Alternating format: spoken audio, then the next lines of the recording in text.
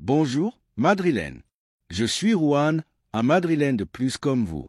N'oubliez pas de liker et de vous abonner à la chaîne pour tout savoir sur le Madrid. Dans cette vidéo, nous avons 3 nouvelles très importantes sur notre club bien-aimé. Passons à la première nouvelle. L'intérêt du PSG pour Rodrygo dans la capitale mondiale du football. Le Real Madrid redevient l'épicentre de tous les regards, cette fois à cause de l'intérêt croissant du Paris Saint-Germain pour les services de Rodrygo Goes. Le club français, habitué à regarder avec envie ce qui se passe à Valdebebas, pose à nouveau son radar sur l'une des pépites brésiliennes qui a brillé de sa propre lumière en Europe. Mais depuis les bureaux du Santiago Bernabéu, la position est claire. Le joueur ne partira pas pour moins de 120 millions d'euros, et franchement, c'est le minimum acceptable pour une institution qui ne donne pas son talent et ne permet pas aux autres de profiter de sa grandeur. Le Paris Saint-Germain, qui traverse une nouvelle phase de reconstruction après plusieurs échecs retentissants en Europe, est désespéré de retrouver une place de choix sur la scène internationale, comme c'est devenu une habitude, a décidé de chercher au Madrid le talent qu'il ne s'est pas formé lui-même. Rodrygo apparaît comme la nouvelle obsession de l'équipe parisienne, mais son transfert ne sera considéré que si le PSG parvient auparavant à se séparer de Bradley Barcola, un joueur qui n'a démontré ni une fraction de l'impact que le Brésilien a déjà eu sur le football européen. Selon les rapports de Fabrizio Romano, le PSG espère recevoir plus de 100 millions pour Barcola, un argent qui serait ensuite destiné à lancer une offensive pour Rodrygo. Cependant, depuis la direction madrilène, il n'y a ni précipitation ni besoin de vendre. Rodrygo a un contrat, une qualité à revendre et une expérience dans les matchs importants qu'aucun autre club ne peut acheter sur le marché. Mais le Real Madrid n'est pas un club qui s'accroche à des joueurs qui ne se sentent plus motivés ou qui pourraient voir d'un bon œil un changement d'air. Si le Brésilien souhaite partir, il peut le faire à condition que celui qui le veut soit prêt à payer le prix d'un joueur d'élite mondiale. Il n'y a pas de remise ni de faveur. Celui qui veut recruter un joueur du Madrid devra s'asseoir avec un vrai chéquier et respecter le statut du club le plus grand de tous. Bien que ces dernières semaines, on ait parlé d'une possible perte de protagonisme de Rodrygo lors de la prochaine saison, la vérité est que cela ne diminue pas sa valeur. À Chamartin, ils savent parfaitement ce qu'ils ont et c'est pourquoi ils ont fixé 120 millions d'euros comme point de départ pour toute négociation. Tout montant inférieur à ce chiffre sera rejeté immédiatement, sans discussion. Nous ne parlons pas d'un joueur quelconque, mais d'un attaquant qui a été clé dans les titres européens, qui a marqué des buts vitaux dans des stades comme l'Etihad, le Stamford Bridge et qui a démontré être un footballeur mûr, polyvalent et mortel. La nécessité du PSG de renforcer son attaque n'est pas une excuse pour faire pression sur le Madrid avec des offres médiocres. Si le club français veut vraiment Rodrygo, il devra le démontrer avec une proposition sérieuse et percutante. À ce moment-là, le Real Madrid n'a pas d'urgence économique ni sportive, par conséquent, ne cédera pas aux caprices d'aucun club étranger. Rodrygo est un actif précieux, non seulement pour ses performances, mais aussi pour son âge, sa projection et son potentiel marketing. Son impact en Amérique latine est énorme, sa connexion avec les fans blancs est profonde et son professionnalisme sur et en dehors du terrain a été exemplaire. À Valdebebas, en plus, on a une pleine confiance en ce que toute sortie, si elle se concrétise, sera gérée de manière stratégique et bénéfique pour le club. Il ne s'agit pas seulement de vendre pour vendre, mais de continuer à construire un projet sportif solide, équilibré et ambitieux. Si Rodrygo décide de partir, il le fera pour une somme qui permette au Madrid d'aller sur le marché avec le pouvoir de feu, avec une marge pour sélectionner des profils qui s'intègrent parfaitement dans le modèle de jeu qui se consolide. Les 120 millions ne sont pas un caprice. C'est la valeur réelle d'un joueur éprouvé et peut-être même qu'ils sont en dessous, et on considère ce que d'autres clubs ont payé pour des joueurs sans un palmarès ni une trajectoire comparable. De son côté, le PSG continue à chercher des formules pour rester compétitif dans une Ligue des champions qui lui échappe toujours. L'arrivée de Rodrygo serait sans aucun doute un pas important dans cette direction, mais ceux de Paris devront assumer qu'ils ne négocient pas avec un club quelconque. Le Real Madrid n'est pas seulement le plus titré d'Europe, mais aussi le plus exigeant dans la gestion de ses ressources humaines. Le club ne se sépare pas de joueurs précieux sous la pression externe, ni sous le désir des agents, ni sous les rumeurs médiatiques. Ici, chaque mouvement est mesuré, stratégique et avec un objectif clair. Gagner. Rodrygo, qui va bientôt avoir 25 ans, est à un âge crucial pour sa carrière. Il a devant lui une grande opportunité de se consolider comme une figure permanente dans l'équipe nationale brésilienne en vue de la Coupe du Monde 2026. Pour y parvenir, il aura besoin de minutes, de confiance et de continuité. Et bien que le Madrid puisse lui offrir tout cela, il comprend aussi que dans une équipe pleine de compétitivité et de talent, personne n'a sa place assurée. Si le joueur considère que sa croissance passe par un départ, le club évaluera la situation sans drame, mais avec la fermeté que exige l'histoire blanche. La saison dernière a été témoin du niveau que Rodrigo peut atteindre. 14 buts et 11 passes décisives en 54 matchs, beaucoup d'entre eux contre des adversaires de poids. Ces chiffres parlent d'un joueur qui répond dans les moments importants, qui ne se cache pas dans les grands scénarios et qui a su évoluer d'ailier vertical à attaquant plus complet. Cette polyvalence est précisément ce qui le rend si attractif pour d'autres clubs et si précieux pour le Madrid. C'est pourquoi son prix n'est pas négociable. De plus, cette possible opération représente une opportunité parfaite pour que le Real Madrid démontre à nouveau son hégémonie dans le football européen, non seulement sur le terrain, mais aussi en dehors. La capacité du club à négocier avec fermeté, sans céder aux pressions externes ni entrer dans des guerres de chiffres absurdes, est l'une des raisons pour lesquelles le Madrid reste la référence absolue dans l'élite. Ici, on ne vend pas de rêve ni on n'improvise pas avec des décisions précipitées. Chaque pas est fait avec stratégie et avec une vision à long terme qui a été clé pour construire une dynastie unique dans l'histoire du sport. Dans le cas spécifique de Rodrigo, il ne s'agit pas simplement d'évaluer ses statistiques, mais de comprendre son contexte. Il a grandi dans l'environnement le plus exigeant du monde, il a su vivre avec la pression du Bernabéu et il a répondu avec personnalité dans des moments décisifs. Son évolution tactique a été évidente. Il a appris à lire les matchs, à s'adapter à différentes positions et à participer activement à la construction du jeu offensif. Tout club qui prétend le recruter doit prendre en compte non seulement sa qualité, mais aussi son caractère forgé dans l'une des écoles les plus dures qui existent, celle du Real Madrid.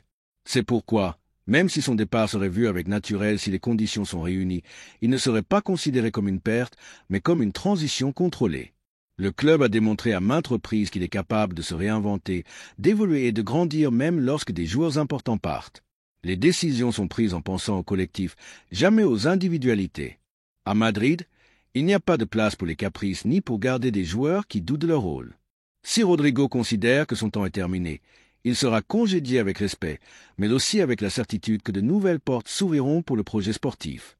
De plus, les 120 millions fixés par la direction ne sont pas un chiffre au hasard. Ils reflètent le statut du joueur, le contexte actuel du marché et la force institutionnelle du Madrid. Dans un monde où l'on paie des sommes exorbitantes pour des promesses sans trajectoire, il est logique d'exiger une valeur juste pour un footballeur éprouvé, jeune et avec une énorme marge de progression. D'autant plus si l'on considère que l'argent reçu pourrait être réinvesti avec intelligence, soit pour renforcer des zones spécifiques du terrain, soit pour conclure des opérations stratégiques qui se préparent déjà en silence, ou même pour continuer à miser sur de jeunes promesses qui représentent l'avenir du club. Si Rodrigo finit par partir au PSG, ce sera dans des conditions qui favorisent le Real Madrid. Personne au Bernabéu ne pleure les départs s'ils sont accompagnés d'une injection économique conforme à la réalité. Avec 120 millions sur la table, le club pourrait aborder de nouvelles opérations sur le marché, renforcer d'autres zones du terrain ou même miser sur de nouveaux talents qui s'intègrent dans la ligne ascendante du projet. Deuxième nouvelle, la décision concernant Raúl Asensio. Au Real Madrid, chaque décision compte, et encore plus lorsqu'il s'agit d'un joueur issu du centre de formation qui a démontré avoir le courage, l'attitude et l'engagement requis pour porter le maillot le plus lourd du monde. C'est pourquoi la nouvelle selon laquelle le club a placé Raúl Asensio sur le marché des transferts a été un choc pour une grande partie des Madrilènes. Nous ne parlons pas d'un joueur quelconque, mais d'un jeune qui, lorsqu'on lui a donné l'opportunité dans une situation d'urgence, a répondu avec bravoure et professionnalisme. Malgré cela, il semble que depuis les bureaux de Valdebeba, la décision a été prise de se séparer de ses services. Une décision que, soyons honnêtes, beaucoup ne partagent pas. Raúl Asensio est de ces joueurs qui n'ont pas besoin de grands titres pour se faire remarquer. Sa présence sur le terrain, bien que parfois discrète, a été fonctionnelle et efficace lorsque l'équipe en avait le plus besoin. N'oublions pas que la saison dernière, en l'absence de pièces importantes en défense, c'est lui qui a pris les choses en main. Ses performances ont été plus qu'acceptables pour un joueur qui avait à peine eu du temps de jeu dans l'équipe première. Et bien qu'il ait commis des erreurs, comme celles que tout jeune commet dans son processus de formation, il a démontré qu'il était fait d'une patte spéciale. Mais dans le football moderne, la patience avec les jeunes du centre de formation semble de plus en plus rare. Le nouvel entraîneur, Xabi Alonso, a lancé un projet ambitieux comme il se doit pour le Real Madrid. Personne ne doute de sa capacité ni de sa vision tactique. Mais peut-être que le prix de cette vision est de laisser sur le chemin des jeunes comme Asensio, qui incarne ce que signifie se battre pour une place dans le club le plus exigeant de la planète. Mettre Asensio sur le marché des transferts à ce moment semble prématuré, injuste et même contradictoire avec l'idée de continuer à miser sur le talent du centre de formation. Le Real Madrid a toujours été fier de donner des opportunités à ces jeunes, Mais dans des cas comme celui-ci, la sensation est qu'on ne lui a donné ni le temps ni la confiance nécessaires pour se consolider. Il est vrai que la compétition est féroce dans une institution qui ne pardonne pas une minute d'inattention et qui se bat pour des titres dans toutes les compétitions. Il est vrai aussi qu'Asensio a eu des performances malheureuses lors de la Coupe du Monde des clubs, des erreurs qui ont coûté cher et qui ont marqué sa participation à ce tournoi. Mais depuis quand mesure-t-on la valeur d'un joueur par un ou deux matchs malheureux? Le football est plein d'histoires de rédemption, de joueurs qui ont su se relever après un coup dur. Asensio méritait cette opportunité de se racheter. Au lieu de lui faire confiance pour son évolution, le club semble décidé à le faire sortir par la porte de derrière. On parle de libérer de l'espace, d'ouvrir une place pour de nouvelles incorporations, de ce qu'il n'y a pas de place pour lui, mais ce qui est réellement perçu est un manque de conviction dans le talent de la maison.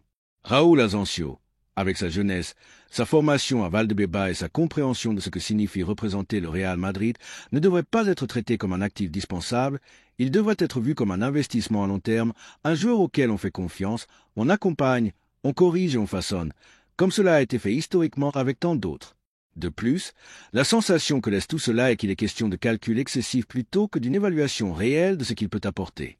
À une époque où le marché est gonflé, où les prix s'envolent même pour des joueurs aux performances incertaines, se débarrasser d'un jeune défenseur formé à la maison, avec une projection et qui a déjà démontré sa capacité à concourir semble être une stratégie risquée. D'autant plus lorsque nous parlons d'un effectif qui doit concourir sur de multiples fronts et qui est toujours exposé aux blessures, aux rotations et aux moments de crise, la direction sportive peut avoir ses raisons et depuis l'extérieur, nous ne pouvons qu'intuiter une partie du scénario complet. Mais en tant que Madrilène, on ne peut s'empêcher de sentir qu'une erreur est en train d'être commise. Raúl Asensio mérite au moins une saison de plus, une année pour convaincre le nouvel entraîneur, pour travailler sur ses faiblesses, pour profiter d'une blessure ou d'une rotation et continuer à grandir. La décision de le vendre, si elle se concrétise, laissera la sensation qu'on n'a jamais vraiment cru en lui, qu'il a toujours été vu comme un pansement et non comme un vrai pari. Le plus douloureux dans ce type de décision n'est pas seulement le départ d'un joueur, mais le message qui est transmis. Que doit penser maintenant n'importe quel autre jeune du centre de formation qui rêve de rejoindre l'équipe première? Que doit ressentir un jeune qui voit que même en prenant les choses en main lorsque le club en a besoin, ce n'est la garantie de rien. Cela n'est pas une garantie de quoi que ce soit. Le Real Madrid est un club qui exige le maximum.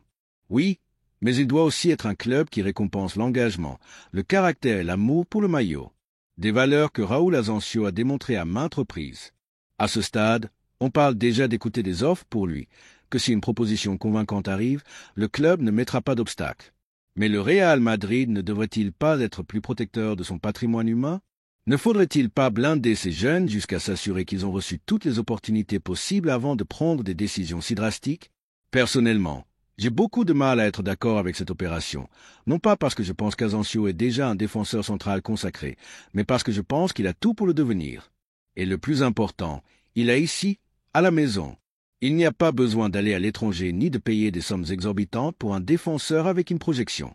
Nous l'avons à Valdebeba, nous l'avons eu sur le terrain lorsque nous en avions le plus besoin. Et maintenant, sans une explication claire ni une seconde chance, il semble que nous allons le laisser partir. Et c'est qu'au milieu de tous les changements structurels que vit le Real Madrid, avec un effectif en constante rénovation et une exigence qui ne donne pas de trêve, la figure de Raúl Asensio représentait quelque chose de plus qu'une simple pièce tactique. Il représentait le symbole silencieux de ce qu'il reste de romantisme dans ce sport. La possibilité qu'un jeune formé dans nos catégories inférieures arrive à se faire une place parmi les grands. Asensio n'est pas arrivé à base de titres ni de campagne médiatique. Il est arrivé en travaillant en silence, en s'entraînant avec humilité, en attendant son moment. Et lorsque ce moment est arrivé, il ne s'est pas caché, il a pris les choses en main, il a joué avec cœur. Et cela, bien que parfois cela ne soit pas reflété dans les statistiques, est ce qui sépare ceux qui rêvent de jouer au Bernabéu de ceux qui le font vraiment. Mais il semble que le football moderne se meut davantage par l'immédiat que par l'essentiel, par la performance mesurée au millimètre, par les chiffres sur une feuille de calcul, par ce que dicte un algorithme plutôt que par ce que voit l'œil footballistique avec sensibilité. Et cela est un problème qui finit par frapper même les plus grands. Car si nous cessons de valoriser l'intangible, l'esprit, l'engagement, la loyauté, nous finissons par construire une équipe de talents sans âme. Et le Real Madrid, par son histoire, par son identité, ne peut ni ne doit se le permettre. Raúl Asensio peut ne pas être aujourd'hui le défenseur le plus consolidé de la planète. Mais depuis quand est-ce la mesure avec laquelle on juge un jeune du centre de formation qui commence à peine à marcher avec le maillot de l'équipe première? Où reste la marge de progression, Le pari sur le développement, la vision à long terme qui a porté ses fruits lors de tant de périodes dorées du club. Si cela se produit, si finalement son nom est effacé des aliments futurs, ce sera une autre opportunité que nous laisserons échapper. Une autre histoire qui pourrait peut-être s'écrire avec succès dans un autre club, tandis que nous, depuis les gradins, nous lamenterons de ne pas avoir eu la patience suffisante pour la voir grandir ici.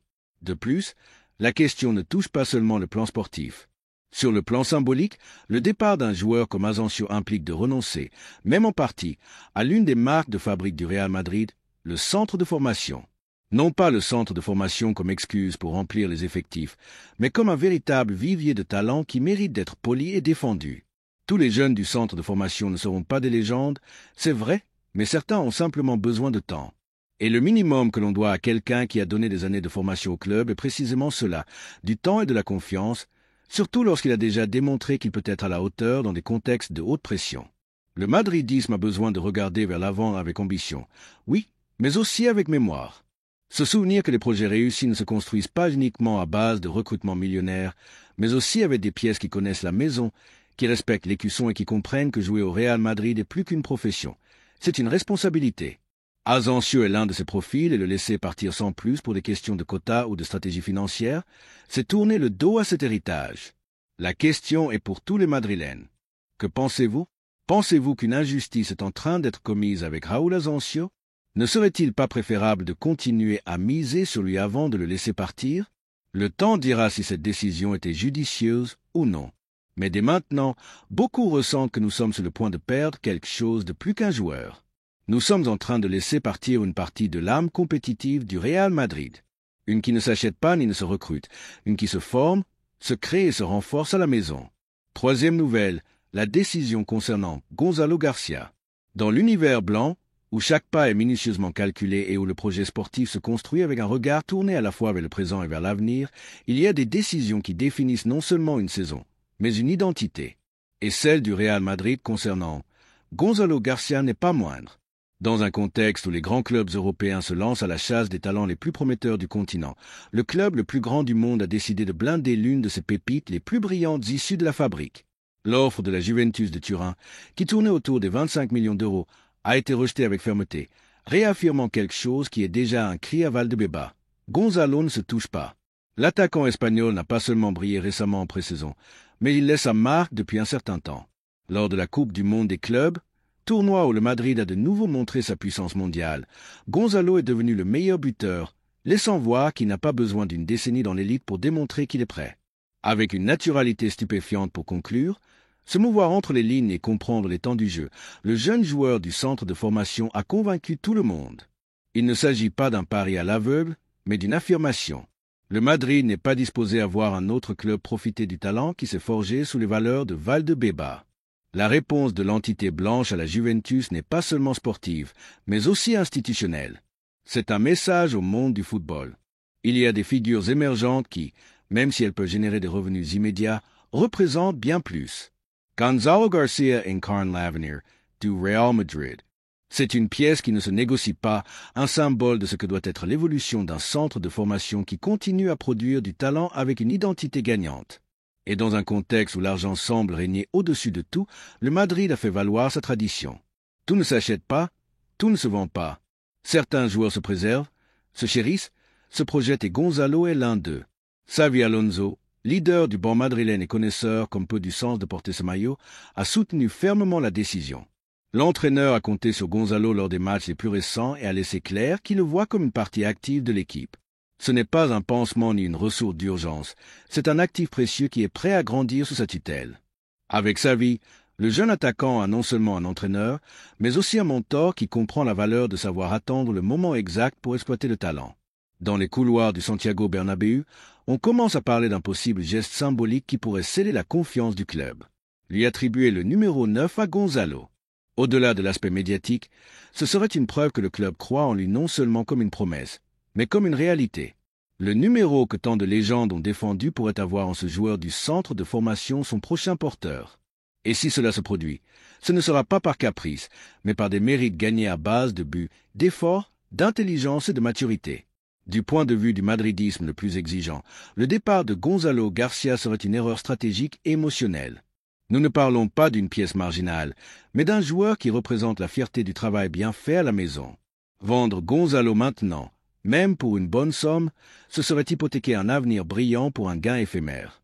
Le Real Madrid ne peut pas se permettre des erreurs de calcul dans ce sens. Déjà dans le passé, des décisions précipitées avec de jeunes talents ont fini par bénéficier à d'autres clubs européens qui ont vu dans ce que le Madrid a écarté une opportunité en or. Gonzalo ne peut pas faire partie de cette liste car ce qui pourrait aujourd'hui sembler une vente rentable, demain pourrait être une décision regrettée, non seulement pour les buts qu'il pourrait marquer dans un autre maillot, mais aussi pour le vide que laisserait son absence dans un projet qui a besoin de piliers jeunes, engagés et avec une histoire qui connecte avec les fans. La continuité de Gonzalo apporte également de la stabilité à la planification sportive.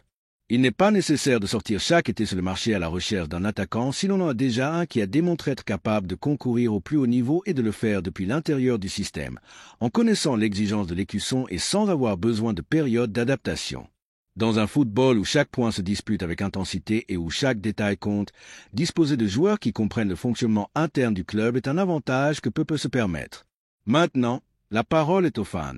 Que pensez-vous, madrilène?